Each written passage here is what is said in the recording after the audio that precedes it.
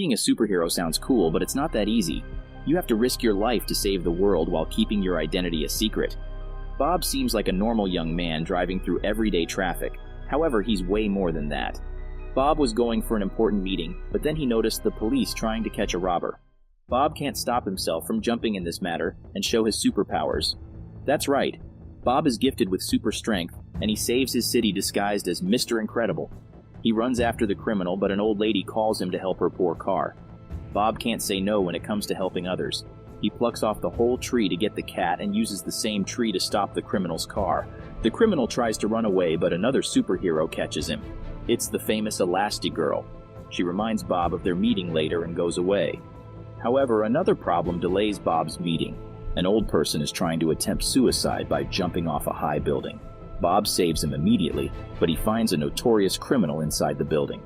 Bob was about to catch him, but a young boy named Buddy interrupted them. He's a big fan of the Incredible Boy and always follows him around with his weird inventions. Today he brought his rocket shoes but can't fully control them. In order to save him, Bob misses the notorious criminal. He also has to save the train passengers from the broken bridge. Bob is left with no more time to waste. He changes his suit again and reaches the church. He's getting married today with Helen. She's the one who also serves the city as Elastigirl. When they thought that happiness had finally reached them, the worst news came their way. The person Bob saved has filed a case against him for saving him against his consent and also causing him injury. The train passengers also reported him for delaying their journey. The government doesn't want to pay the superheroes either and puts a ban on all of them. People are ungrateful indeed. After this law passed, just like all the other superheroes, Bob started a normal life too. Years pass by quickly, but Bob still doesn't feel comfortable in his new lifestyle. He works at a bank and deals with stupid clients every day. Bob also has 3 kids. The second one is a boy named Dash, who is gifted with super speed and often causes trouble at school but never gets caught. The eldest one is a shy young girl named Violet, who has the power of becoming invisible and creating force shields. This is a marvelous family of superheroes but can't express themselves fully. This makes them irritated and often triggers arguments on the dinner table. The only one normal here is the youngest member, Jack.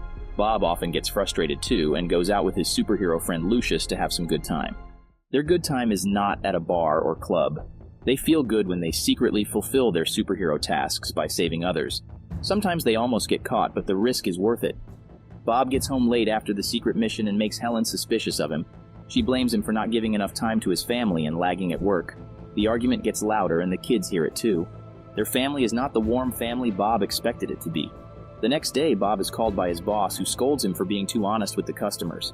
The boss uses a really harsh tone and it makes Bob angry. He punches him so hard that the man flies across several walls. Bob's lawyer handles the matter professionally and pays the bank employees to keep their mouths shut. Bob returns home and shuts himself in the study. He lost his only job and has a family to feed. While cleaning his briefcase, he finds a digital tablet with a video message. It's from a woman named Mirage, who offers Bob a job where he can use his superpowers. The salary is attractive too. After printing a contact card, the tablet destroys itself. Bob can't resist the offer. He misses being the hero and accepts the new job immediately. Bob lies to Helen about having a work assignment out of station and goes to meet Mirage. Her office is at a top-secret place with tons of security measures. She wants Bob's help in destroying her robots, which have accidentally gone out of control. Without thinking much, Bob agrees and starts fighting the robot. It's been years since he fought and his body has become bulky, but he keeps training harder to get back on shape. He serves at Mirage's office every week and gets enough time and money to spend with his family. Bob's old suit is damaged, so he meets the superhero's fashion designer, Edna. She prepares a new suit for Bob, but he doesn't reveal why he needs that. However, Helen is getting suspicious of his frequent out-of-city meetings. She also finds a repair on Bob's old supersuit and calls Edna immediately to discuss what's happening. Meanwhile, Bob reaches his new office like usual. The robot he fights has gotten bigger and stronger. Bob can't beat it anymore. That was the real intention of this company's owner. Who's no other than Buddy? He used his talent in inventing evil weapons and earned a fortune by selling them. He used Bob to train his robots to make them unbeatable. Bob runs away for his life while the deadly robot follows him. He jumps off the waterfall and holds his breath. Buddy throws a bomb in the water to kill Bob, but the superhero escapes into a hidden cave. It leads him to a decomposing dead body. Bob recognizes the uniform that belongs to a former superhero. Before dying, the superhero used his laser to write the word Kronos on the wall. Bob sneaks away from there to enter the company's office. He gets on the other side of the falling lava and finds a computer system there. Bob types in Kronos as the password and it works. The system has all the information regarding the previous employees. They were all superheroes who were lured there and killed by the robots. The next target is Elastigirl. Unaware of all this, Helen has gone to meet Edna. The designer increases her suspicion and makes Helen call Bob's workplace to check on him. Of course he isn't there. Edna advises Helen to calm down and use the GPS she installed in Bob's suit. As soon as Helen checks on it, Bob's suit starts to beep and triggers the security. He gets caught and tied up.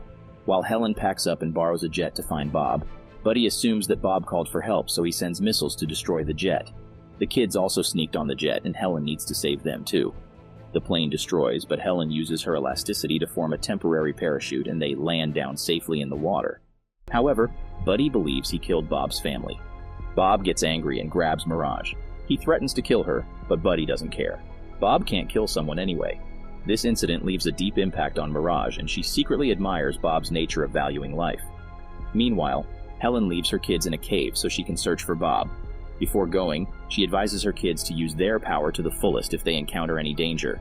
Afterwards, she looks and finds a way to Buddy's company. Helen grabs one of the rushing capsules and gets closer to the building. She needs a key to pass through all the doors. While trying to steal one, she accidentally gets stuck between the doors. Thanks to her elasticity, she isn't injured at all and succeeds in getting the key. Back at the cave, Dash looks around to kill boredom and finds a metallic passage.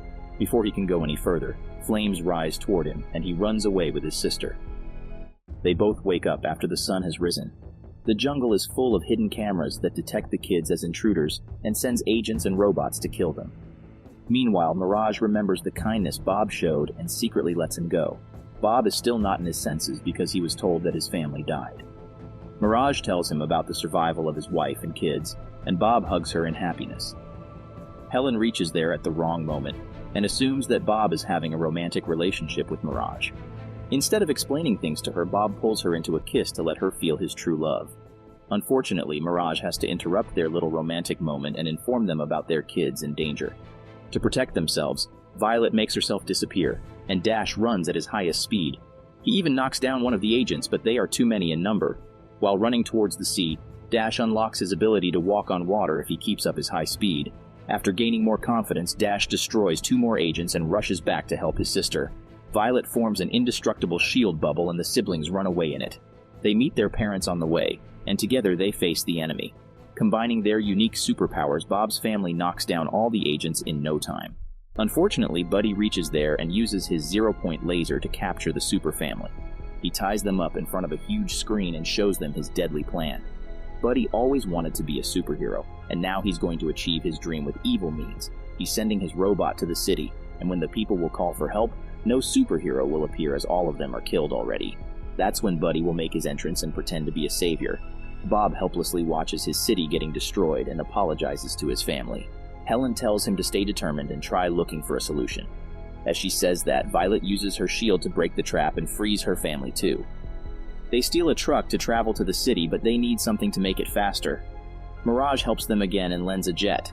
Helen joins the bus with the jet, using her flexible limbs, and they land right above the city. After a risky drive around the roads, they park where the monstrous robot is taking over. The AI technology has made the robot rebel against Buddy, and it can't be destroyed anymore, even by his own creator. Bob tells Helen to stay with the kids while he faces the robot, but Helen refuses and starts arguing. Bob finally accepts that he's afraid of losing his family and wants to keep them safe. Helen convinces him that it's only possible if they stay together. The super family starts fighting the robot, but it seems impossible to even cause a scratch to the deadly being. Lucius also comes to help, but nothing can penetrate through the robot's body. Bob finds Buddy's glove with the controls and tries using it to stop the robot. He fails miserably and the robot gets more furious. Bob suddenly remembers his previous experience and figures out that the robot can only be destroyed by itself. He grabs the detached robot arm and instructs Helen to shoot it as soon as the robot gets closer. The plan works and the city is saved. The government apologizes for their wrong decision and feels grateful for the Incredibles' help. The super family finally gets home, but the evil Buddy kidnaps their little Jack. It's time for the baby to unlock his powers. He has the ability to change his forms and beats up Buddy. Finally, the criminal is behind bars and Bob is enjoying his life with his beloved family. While going back from the school's sports day, the Incredibles encounter another evil rising from the ground. But this time, no one will dare to hold back the superheroes. Separating from your loved ones never makes you stronger. Family is not a weakness, but the biggest strength.